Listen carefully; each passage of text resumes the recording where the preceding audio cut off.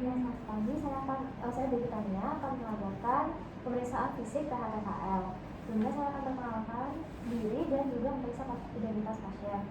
Ibu, saya dengan Dr. Devitania yang akan melakukan pemeriksaan pada hari ini. Ibu ikut dengan Ibu Manda. Betul. Ya, Ibu. Jadi saya akan melakukan pemeriksaan telinga, hidung, tenggorok, dan juga kepala leher pada Ibu. Saya meminta Ibu untuk nanti kalau saya kata anting boleh dilepas. Kemudian kalung juga gigi palsu juga. Ibu sebenarnya apakah ada gigi yang gigi palsu yang ditanam? Tidak ada.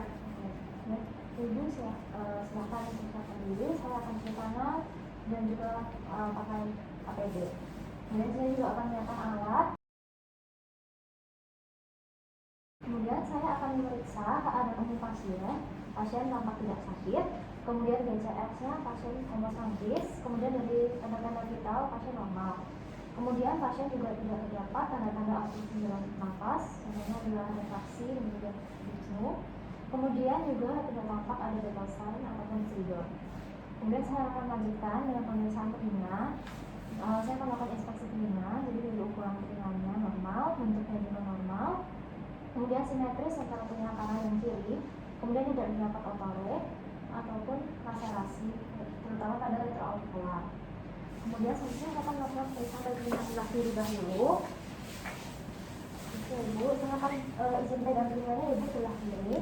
Saya akan melakukan pemeriksaan palpasi. Oke Ibu, saya pegang. Dari suhunya tidak terdapat peningkatan suhu. Kemudian Ibu apakah ada nyeri? Tidak dapat peningkatan pada auricula. Kemudian saya akan menekan bagian trachus. Ibu apakah ada nyeri? Tidak. Ini juga menekan pada bagian mastoid. Apakah ada nyeri Ibu? Tidak ada dapat nyeri. Oke. Kemudian saya juga sudah melakukan pemeriksaan palpasi pada telinga sebelah kanan. Kemudian saya akan lanjutkan dengan pemeriksaan otoskopi pada telinga sebelah kiri dahulu. Otoskopi dipegang oleh tangan kiri. Kemudian tangan kanan untuk membuka telinganya. Ibu maaf saya pegang lagi Ibu. Dan maaf Ibu. Ya, lihat. Materialnya dari yang telinga tampak lapang, kemudian tidak terdapat edema, tidak dapat hiperemis, turun ke sekret, corpus oleum maupun jaringan granulasi. Kemudian untuk membran timpaninya terlihat intak, tidak terdapat perforasi, bulging ataupun retraksi. Kemudian refleks cahaya di arah jam 7 pada telinga kiri. Kemudian warna membran timpaninya juga jernih, tidak terdapat gambaran air fluid level. Kemudian saya akan melakukan pemeriksaan tuba oskasius, yaitu manuver falsafa. Ibu boleh tolong tutup hidungnya, kemudian nanti ditiup. Saya akan cari lihat Ibu. Boleh tiup hidungnya Ibu. Ya. Kemudian saya juga akan melakukan pemeriksaan manuver laryngit. Ibu boleh hidung sama mulutnya ditutup sambil mengelam Ibu. Nah, Ibu. Ya. Kemudian pergerakan dari membran timpaninya mengikuti sesuai dengan normal, yaitu di mana pada pemeriksaan falsafa membran timpani bergerak ke dalam dan pada pemeriksaan laryngit akan bergerak keluar. Kemudian saya sudah melakukan pemeriksaan yang sama pada telinga yang sebelah kanan. Kemudian sekarang saya akan lanjutkan dengan pemeriksaan pendengaran menggunakan vertikal 512 Hz pada telinga kiri terlebih dahulu. Ibu, saya akan melakukan pemeriksaan pendengaran menggunakan vertikal. Nanti saya akan meletakkan vertikalnya di dekat telinga Ibu. Nanti kalau misalnya Ibu mendengar suara, tangannya diangkat. Kalau saya tangannya sudah sesuai dengan telinga, tangannya boleh diturunkan Ibu. Ya. Saya akan melakukan pemeriksaan telinga terlebih dahulu.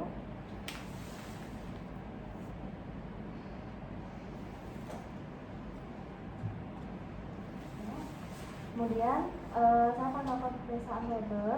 Bu, saya akan panggil di dahi Ibu. Nanti tolong dikatakan lebih terdengar di suara sebelah kanan atau sebelah kiri ya Ibu.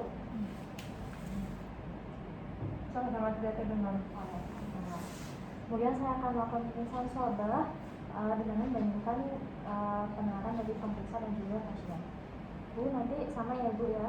Kalau saya dengar angkat tangannya, udah turunkan ya.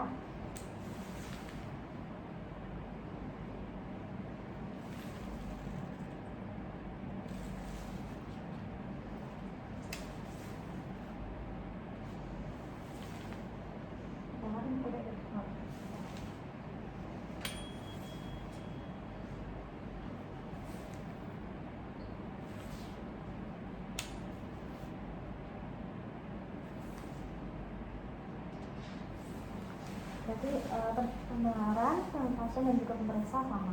Kemudian saya akan melakukan pemeriksaan pada telinga sebelah kanan ya. Kemudian saya akan lanjutkan dengan pemeriksaan hidung. Ibu sebelumnya sudah ditutup maskernya ya.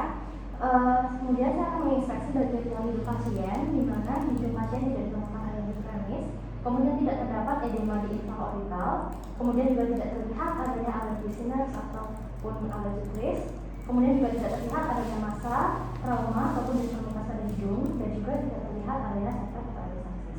Selanjutnya saya akan melakukan pemeriksaan endoskopi anterior. Ibu, ini saya akan masukkan alat ini ke hidung ibu, akan terasa sedikit tidak nyaman ya Bu. Ibu boleh sedikit mendongak.